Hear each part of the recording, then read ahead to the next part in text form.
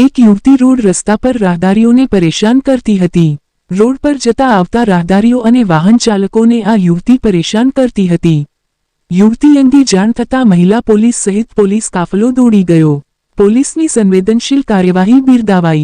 ચોરવાડ ગામે એક યુવતી દ્વારા રાહદારી પરેશાન કરતા હોવાના આક્ષેપો સામે આવ્યા હતા.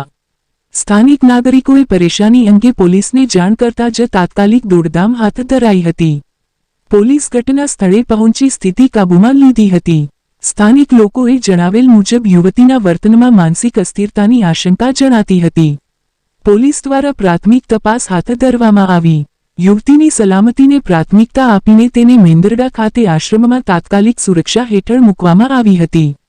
બાદમાં ઓળખ ચકાસણી અને પરિવારની શોધખોળ પૂર્ણ કર્યા પછી કાયદેસર રીતે યુવતીને તેના પરિવારજનોને સોંપવામાં આવી હતી.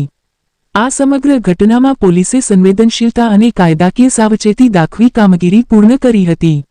ગ્રામજનોએ તેમજ યુવતીના પરિવારજનોએ પોલીસની કામગીરીને બિરદાવેલી હોવાનું જાણવા મળે છે. માનસિક અસ્થિરતાની આશંકા વ્યક્ત કરી આ યુવતીને આશ્રમ મૂકી પરિવારને બોલાવી સોંપી દીધી. હવે આ યુવતી માનસિક અસ્થિર મગજની છે કે કેમ તપાસ બાદ જ બહાર આવી શકે. રિપોર્ટ પ્રતાપ સિસોદિયા.